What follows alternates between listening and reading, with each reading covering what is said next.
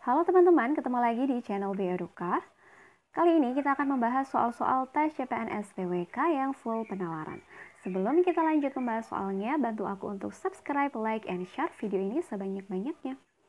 Soal nomor 1.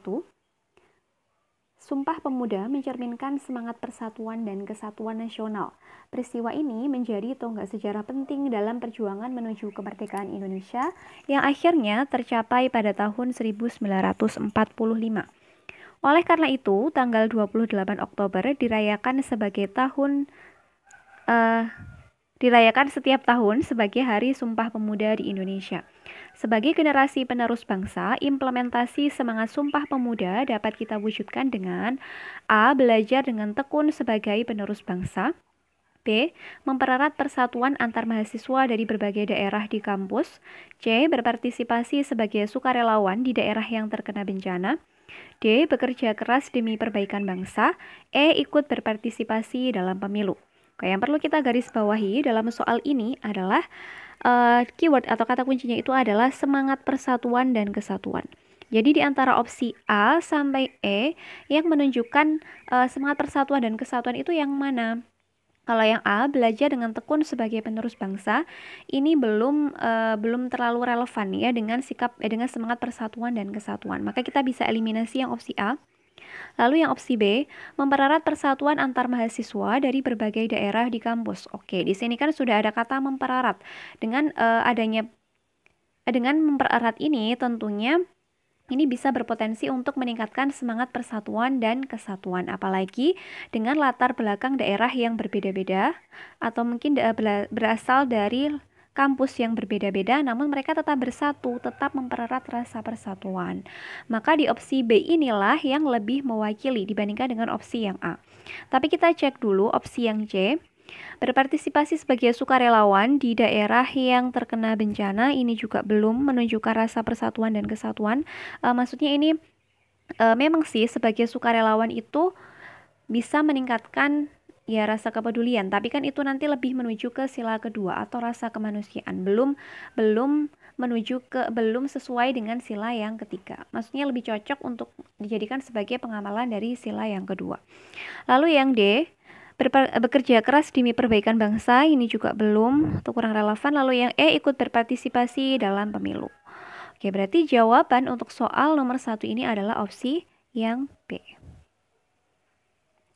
Oke, kita lanjut ke soal nomor 2. Pengemis di Kota Bogor terkena razia dinas sosial setempat. Pengemis tersebut kedapatan memiliki uang sebesar 56 juta dan aset berupa rumah bertingkat. Dalam keterangannya, Dinas Sosial Kota Bogor menyebut pengemis itu kerap mengganggu masyarakat. Perbuatan yang dilakukan oleh pengemis telah melanggar atau bertentangan dengan nilai Pancasila sila yang ke A1, B2, C3, D4 atau E5. Oke, di sini kalau kita amati dari pernyataan yang ada di dalam soal, sikap yang dilakukan dari pengemis ini adalah kerap mengganggu masyarakat. Nah, kalau dia kerap mengganggu masyarakat, nah otomatis kan itu juga merupakan tindakan yang merugikan orang lain. Selain itu, pengemis ini kan berarti telah melakukan tindakan pembohongan publik ya. Dia berlaku atau bekerja sebagai seorang pengemis, padahal sebenarnya dia ini memiliki aset yang sangat besar, bahkan memiliki rumah bertingkat ya, yang mana kadang orang-orang yang sudah bekerja lebih giat dari ini pun atau mungkin yang usaha kerja kerasnya itu lebih dari pengemis ini, tapi mungkin asetnya itu tidak sebanyak yang dimiliki oleh pengemis ini, sedangkan pengemis ini berpura-pura menjadi orang yang tunawisma mungkin atau pakaiannya compang-camping dan lain sebagainya, yang tujuannya itu adalah untuk mengelabui masyarakat. Tentu tindakan ini juga merugikan khalayak umum dan merupakan tindakan yang kurang adil ya kan, karena rasanya nggak adil. Dia yang bekerja sebagai pengemis, tapi ternyata kok malah asetnya jauh lebih banyak. Nah, karena tindakannya ini merupakan tindakan yang mengganggu masyarakat, kemudian yang tentunya merugikan ya, dan tindakannya ini juga menimbulkan ketidakadilan. Maka perbuatan yang telah dilakukan oleh pengemis ini tentunya bertentangan dengan sila yang ke-5. Karena kalau sila yang pertama itu hubungannya adalah dengan agama atau dengan Tuhan, intinya nilainya mengenai nilai ketuhanan. Lalu yang B itu adalah yang sila kedua itu adalah nilai kemanusiaan. Lalu yang sila ketiga itu adalah nilai persatuan dan yang sila keempat itu adalah nilai permusyawaratan atau demokrasi. Maka jawaban yang tepat untuk soal nomor 2 ini adalah opsi jawaban yang E atau sila yang kelima. Oke, lanjut ke soal nomor 3.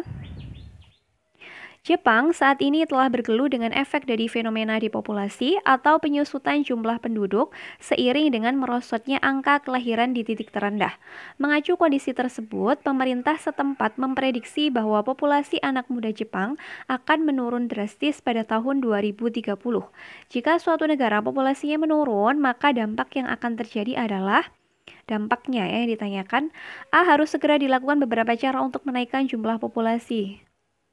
No. Kemudian yang B, populasi sebuah negara akan hilang dan negara akan dekat dengan kehancuran. Ya, kalau langsung kehancuran gitu, kehancuran itu ya mungkin bisa, maksudnya kehancuran dalam aspek yang mana dulu? Yang mana dulu? Ini yang opsi B ini masih kurang jelas. Lalu yang C, sebuah bangsa dan negara akan menjadi lemah dan populasi akan terancam punah.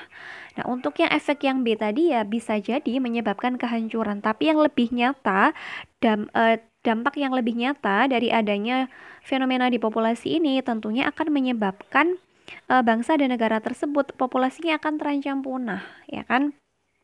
Karena apabila suatu negara itu angka kelahirannya itu terus mengalami penyusutan, maka nanti akan ada bangsa asing yang masuk ke dalam negara tersebut. Kemudian pelan-pelan bangsa asing tersebut akan menggeser posisi dari penduduk aslinya. Sehingga apa yang terjadi? Yang terjadi tentunya penduduk asli ini akan terancam punah karena jumlahnya semakin menurun dan tidak ada regenerasi. Ya kan?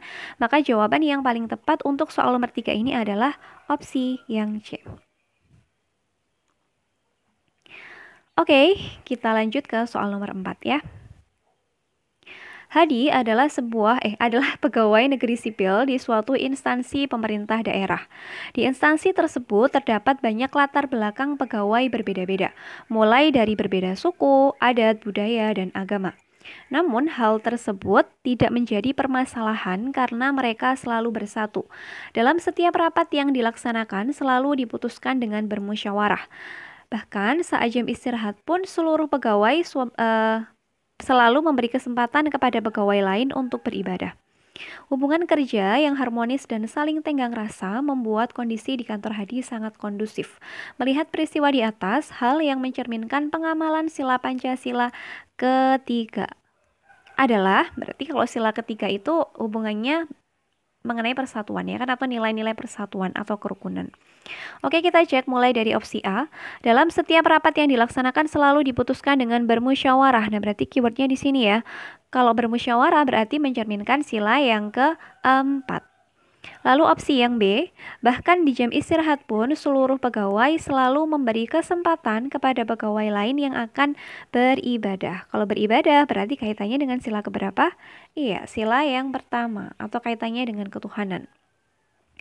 Lalu opsi yang C, mulai dari berbeda suku, adat, budaya, dan agama tidak menjadi permasalahan karena mereka selalu bersatu. Oke, di sini kan ada perbedaan latar belakang ya, yakni mulai dari suku, adat, budaya, dan juga agama. Namun kondisi ini tidak membuat mereka tuh terpecah belah, justru bersatu.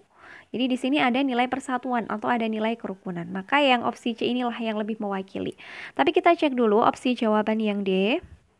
Hubungan kerja yang harmonis dan saling tenggang rasa membuat kondisi di kantor Hadi sangat kondusif. Nah, kalau ini lebih ke sila yang kedua, ya kan? Lalu yang E, Hadi merupakan pegawai negeri sipil di suatu instansi pemerintah daerah. Ini pun juga tidak mencerminkan dari sila yang ketiga. Maka yang lebih cocok dengan nilai-nilai yang ada di dalam sila ketiga Pancasila, yakni nilai persatuan, itu adalah opsi jawaban yang D. Karena tadi ya dengan latar belakang yang berbeda pun mereka tetap bersatu, mereka tetap hidup rukun, tetap terjalin hubungan yang harmonis. Oke, kita lanjut ke soal yang terakhir atau soal nomor 5. Cinta tanah air adalah perasaan bangga dan juga memiliki sebuah wilayah tertentu. Rasa cinta tanah air sangat penting untuk dimiliki sejak kecil. Oleh karena itu, banyak diadakan kegiatan dalam menunjang persatuan. Kegiatan yang dapat diselenggarakan untuk mempertemukan beberapa kebudayaan. Daerah yang ada di Indonesia melalui bentuk pentas budaya dan seni adalah dengan cara apa? A. Mengadakan konser musik secara rutin untuk dapat dinikmati oleh masyarakat. Nah, padahal di sini yang ditanyakan adalah pentas budaya dan seni ya. Artinya adalah ya kebudayaan yang ya budaya daerah yang berasal dari daerah masing-masing kemudian dipertemukan. Nah, kalau konser musik, nah musik itu kan bukan kalau musiknya adalah berupa alat musiknya tradisional mungkin iya. Tapi kalau dia konser musiknya mungkin hanya uh, untuk penduduk daerah atau mungkin hanya untuk penduduk setempat, yaitu belum mempertemukan beberapa budaya. Intinya belum mewakili beberapa budaya. Kemudian yang opsi B, pawai obor yang melibatkan siswa dan masyarakat umum secara menyeluruh. Nah, kalau pawai obor ini sebenarnya belum mewakili ke pentas seni budaya dan seni ya. Ini belum mewakili kalau hanya pentas obor. Lalu yang C, mengadakan festival kebudayaan yang melibatkan elemen masyarakat. Oke, kalau festival kebudayaan itu kan biasanya ya beberapa budaya atau budaya-budaya dari beberapa daerah itu ditampilkan sehingga di situ ya tentunya ada pertemuan dari beberapa kebudayaan daerah. Sehingga masyarakat itu ya taunya ya tidak hanya budaya yang berasal dari daerahnya, tapi dia juga bisa mengenal budaya dari daerah lain. Artinya di sini ada pertemuan dari beberapa kebudayaan daerah. Maka yang C ini lebih mewakili dibandingkan jawaban yang A sama B. Lalu yang D, melakukan pameran fotografi dari berbagai daerah yang ada di Indonesia.